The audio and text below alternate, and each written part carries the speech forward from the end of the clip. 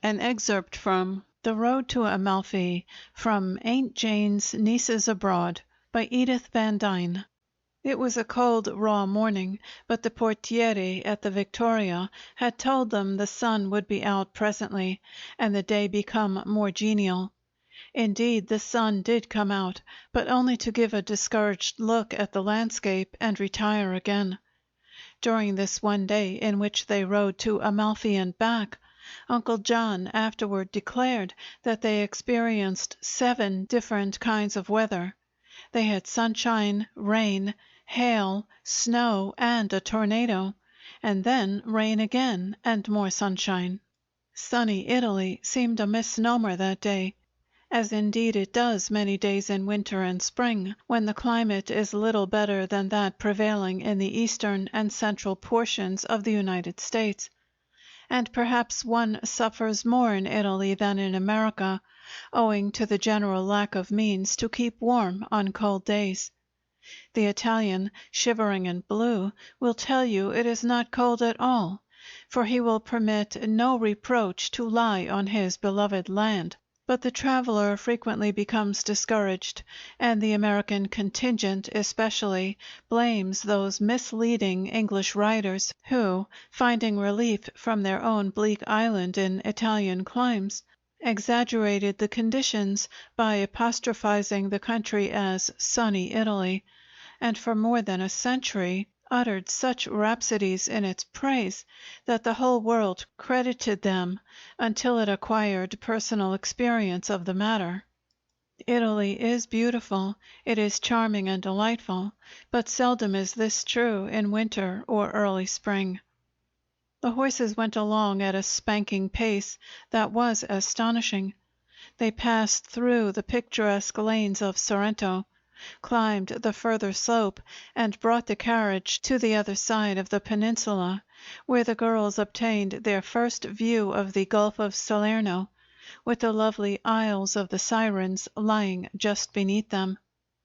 And now they were on the great road that skirts the coast as far as Salerno, and has no duplicate in all the known world, for it is cut from the solid rock of precipitous cliffs rising straight from the sea, which the highway overhangs at an average height of 500 feet, the traveler being protected only by a low stone parapet from the vast gulf that yawns beneath. And on the other side of the road the cliffs continue to ascend a like distance toward the sky, their irregular surfaces dotted with wonderful houses that cling to the slopes, and vineyards that look as though they might slip down at any moment upon the heads of timorous pilgrims. When it rained, they put up the carriage top, which afforded but partial shelter. The shower was brief, but was shortly followed by hail as big as peas, which threatened to dash in the frail roof of their carrozza. While they shrank huddled beneath the blankets, the sun came out suddenly, and the driver shed his leathern apron, cracked his whip, and began singing merrily as the vehicle rolled over the smooth road. Our travelers breathed again, and prepared to enjoy once more the wonderful vistas that were unfolded at every turn of the winding way. Sometimes they skirted a little cove, where, hundreds of feet below, the fishermen sat before their tiny huts, busily mending their nets. From that distance the boats drawn upon the sheltered beach seemed like mere toys. Then they would span a chasm on a narrow stone bridge, or plunge through an arch dividing the solid mountain. But ever the road returned in a brief space to the edge of the sea cliff, and everywhere it was solid as the hills themselves, and seemingly as secure. They had just sighted the ancient town of Positano, and were circling a gigantic point of rock, when the great adventure of the day overtook them. Without warning, the wind came whistling around them in a great gale, which speedily increased in fury until it drove the blinded horses reeling against the low parapet, and pushed upon the carriage as if determined to dash it over the precipice. As it collided against the stone wall, the vehicle tipped dangerously, hurling the driver from his seat to dive head foremost into the space beneath. But the man clung to the reins desperately, and they arrested his fall, leaving him dangling at the end of them, while the maddened horses, jerked at the bits by the weight of the man, reared and plunged as if they would in any instant tumble themselves and the carriage over the cliff. At this critical moment a mounted horseman, who, unobserved, had been following the party, dashed to their rescue. The rider caught the plunging steeds by their heads, and tried to restrain their terror, at his own imminent peril, while the carriage lay wedged against the wall, and the driver screamed pitifully from his dangerous position midway between sea and sky. Then Beth slipped from her seat to the flat top of the parapet, stepped boldly to where the reins were pulling upon the terrified horses, and seized them in her strong grasp. "Hold fast!" she called calmly to the driver, and began dragging him upward inch by inch. He understood instantly the task she had undertaken, and in a moment his courage returned, and he managed to get his foot in a crack of the rock, and assist her by relieving her of part of his weight. Just above was a slight ledge. He could reach it now, and then she had him by the arm, so that another instant found him clinging to the parapet and drawing himself into a position of safety. The wind had died away as suddenly as it came upon them. The horses, as soon as the strain upon their bits was relaxed, were easily quieted. Before those in the carriage had quite realized what had occurred, the adventure was accomplished, the peril was past, and all was well again. Uncle John leaped from the carriage, followed by Louise and Patsy. The young horseman who had come to their assistance so opportunely was none other than Count Ferralti, whom they had such good reason to distrust.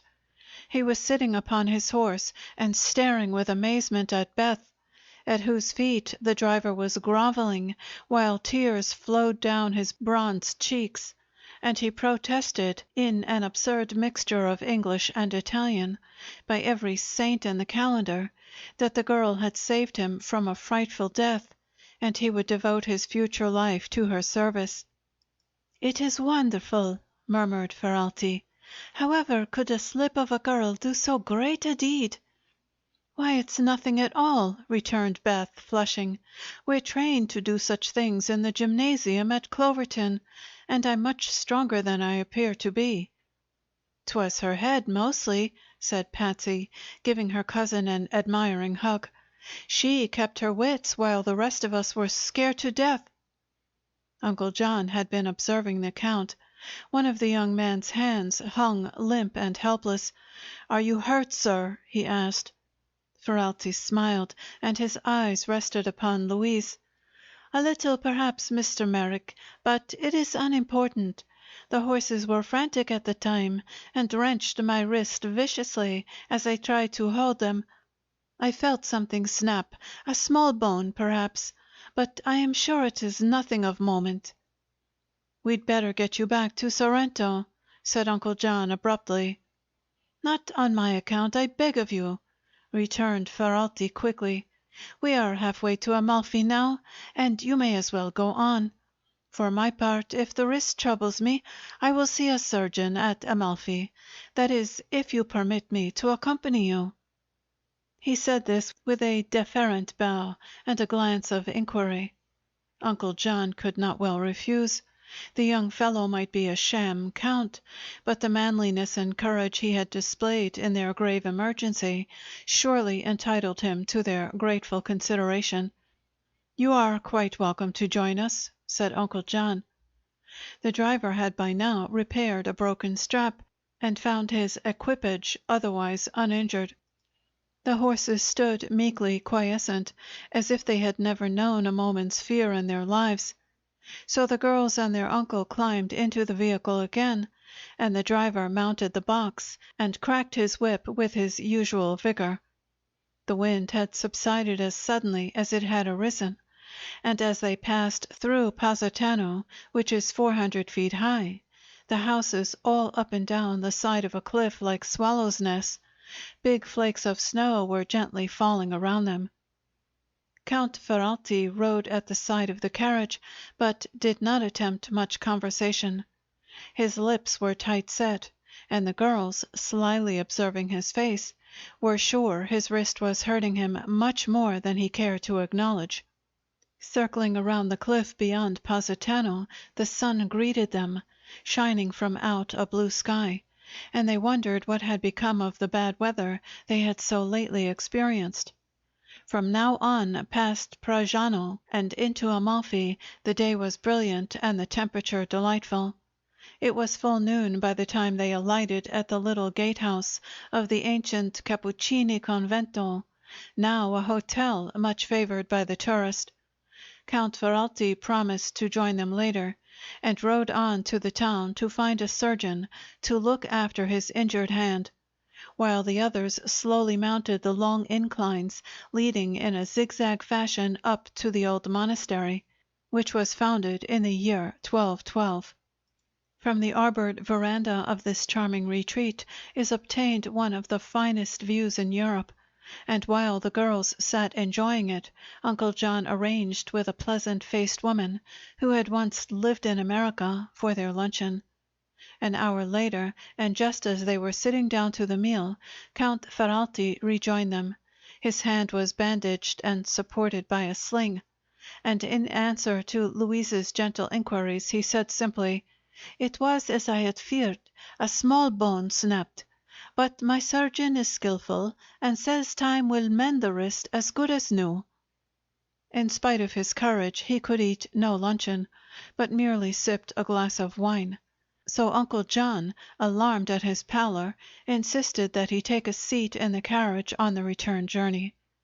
Beth wanted to ride the Count's horse home, but there was no side saddle to be had, so they led the animal by a halter fastened behind the rickety carriage, and Beth mounted the box and rode beside her friend the driver. The pleasant weather lasted until they neared Sorrento, when another shower of rain came up. They reached their hotel damp and bedraggled, but enthusiastic over their wonderful trip and the interesting adventure it had incidentally developed. End of excerpt from The Road to Amalfi from Aunt Jane's Nieces Abroad by Edith Van Dyne.